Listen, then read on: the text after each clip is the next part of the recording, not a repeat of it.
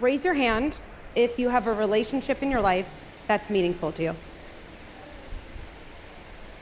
Okay, I assumed, but always good to check our assumptions. I'm saying this because while I'll be focusing today on a parent-child relationship, please know that everything I'm talking about is applicable to any meaningful relationship. So with that in mind, let's jump in. So it's Sunday night. I'm in my kitchen. I just finished cooking dinner for my family, and I am on edge. I'm exhausted. I haven't been sleeping well. I'm anxious about the upcoming work week. I'm overwhelmed by all the items on my unfinished to-do list. And then my son walks into the kitchen. He looks at the table and whines, "Chicken again? Disgusting." And that's it. I snap. I look at him and I yell, "What is wrong with you? Can you be grateful for one thing in your life?" And things get worse from there. He screams, "I hate you." He runs out of the room and he slams his bedroom door. And now my self-loathing session begins as I say to myself, what is wrong with me? I've messed up my kid forever. Well, if you're a parent, you've probably felt that pain. For me, it comes with an extra layer of shame. I'm a clinical psychologist, and my specialty is helping people become better parents. And yet, this is true as well. There is no such thing as a perfect parent. Mistakes and struggles, they come with the job, but no one tells us what to do next. Do we just move on? Kind of just pretend the whole thing never happened? Or if I say something, what are the words? Well, for years, as a clinical psychologist in private practice, I saw client after client struggle with this question.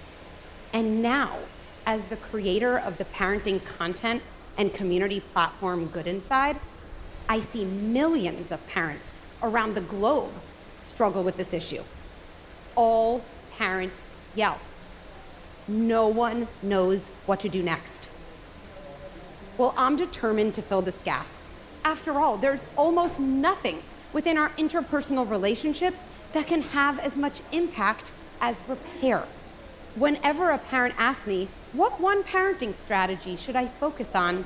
I always say the same thing: get good at repair. So what is repair? Repair is the act of going back to a moment of disconnection, taking responsibility for your behavior, and acknowledging the impact it had on another. And I want to differentiate a repair from an apology, because when an apology often looks to shut a conversation down, "Hey, I'm sorry I yelled. Can we move on now?" A good repair opens one up. So much baked in realism and hope and possibility. Repair assumes there's been a rupture. So to repair, you have to mess up or fall short of someone else's expectations. Which means the next time I snap at my kid or my husband or my work colleague, instead of berating myself like I did that night in the kitchen, I try to remind myself I'm focusing on getting good at repair. Step one is rupture. Check that off. I crushed it. Step two is repair. I can do this. I'm actually right on track. So let's get back to my example. I'm in the kitchen, my son is in his room. Well, what will happen if I don't repair? That's really important to understand and helps us make a decision about what to do next. Well, here are the facts. My son is alone, overwhelmed, and in a state of distress because, let's face it, his mom just became scary mom. And now he has to figure out a way to get back to feeling safe and secure. And if I don't go help him do that through making a repair, he has to rely on one of the only coping mechanisms he has at his own disposal: self-blame. Self-blame sounds like this: something's wrong with me. I'm unlovable. I make bad things happen. Ronald Fairburn may have said it best when he wrote that for kids, it is better to be a sinner in a world ruled by God than to live in a world ruled by the devil. In other words, it's actually adaptive for a child to internalize badness and fault, because at least then they can hold on to the idea that their parents and the world around them is safe and good. And while self-blame works for us in childhood, we all know it works against us in adulthood. Something's wrong with me. I make bad things happen. I'm unlovable. These are the core fears of so many adults. But really, we see here, they are actually the childhood stories we wrote when we were left alone following distressing events that went unrepaired. Plus, adults with self-blame are vulnerable to depression, anxiety, deep feelings of worthlessness, none of which we want for our kids. And we can do better. And it doesn't mean we have to be perfect. When you repair, you go further than removing a child's story of self-blame. You get to add in all the elements that were missing in the first place. Safety, connection, coherence, love, goodness. It's as if you're saying to a child, I will not let this chapter of your life end in self-blame. Yes, this chapter will still contain the event of yelling, but I can ensure this chapter has a different ending, and therefore a different title and theme and lesson learned. We know that memory is original events combined with every other time you've remembered that event. This is why therapy is helpful, right? When you remember painful experiences from your past within a safer and more connected relationship, the event remains, but your story of the event, it changes. And then you change. With repair, we effectively change the past. So let's write a better story. Let's learn how to repair. Step 1, repair with yourself. That's right. I mean, you can't offer compassion or groundedness or understanding to someone else before you access those qualities within yourself. Self-repair means separating your identity, who you are, from your behavior, what you did. For me, it means telling myself 2 things are true. I'm not proud of my latest behavior, and my latest behavior doesn't define me. Even as I struggle on the outside, I remain good inside.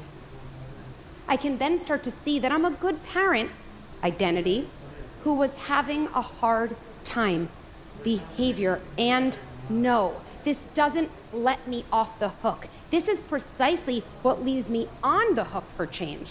Because now that I've replaced my spiral with groundedness, I can actually use my energy toward thinking about what I want to do differently the next time. Oh, and I can now use my energy to go repair with my son. Step 2, repair with your child. There's no exact formula. I often think about 3 elements. Name what happened, take responsibility, state what you would do differently the next time. It could come together like this. Hey, I keep thinking about what happened the other night in the kitchen.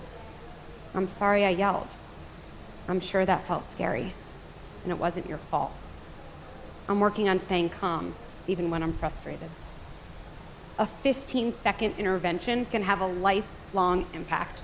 I've replaced my child's story of self-blame with a story of self-trust and safety and connection. I mean, what a massive upgrade. And to give a little more clarity around how to repair, I want to share a few examples of what I call not repair, which are things that come more naturally to most of us, definitely me included. Hey, I'm sorry I yelled at you in the kitchen, but if you wouldn't have complained about dinner, it wouldn't have happened. Been there, okay? Or, you really need to be grateful for things in your life, like a home-cooked meal. Then you won't get yelled at. Not only do these interventions fail at the goal of reconnection, they also insinuate that your child caused your reaction. which simply isn't true and isn't a model of emotion regulation we want to pass on to the next generation. So let's say we've all resisted the "it was your fault anyway" not repairs, and have instead prioritized a repair that allows us to reconnect. What might the impact be? What might that look like in adulthood? My adult child won't spiral in self-blame when they make a mistake and won't take on blame for someone else's mistake. My adult child will know how to take responsibility for their behavior because you've modeled how to take responsibility for yours. Repairing with a child today sets the stage for these critical adult relationship patterns. Plus, it gets better. Now that I've reconnected with my son, I can do something really impactful. I can teach him a skill he didn't have in the first place, which is how kids actually change their behavior. So maybe the next day I say, "You know, you're not always gonna like what I make for dinner." Instead of saying, "That's disgusting," I wonder if you could say, "Not my favorite." Now I'm teaching him how to regulate his understandable disappointment and communicate effectively and respectfully with another person. That never would have happened if instead I had been blaming him for my reaction. So here's the point where you might have a lingering concern. Maybe you're thinking, "You know, I have a feeling my kid's older than your kid. I think it's too late." Or, "I've done a lot worse than you did in the kitchen. Maybe it's too late." Well, I mean this. If you have only one takeaway from this talk, please let this be it. It is not too late. It is never too late. How do I know? Well, imagine right after this, you get a call from one of your parents. And if neither of your parents are alive, imagine finding and opening a letter you hadn't seen till that moment. Okay, walk through this with me. Here's the call. "Hey, I know this sounds out of the blue, but I've been thinking a lot about your childhood.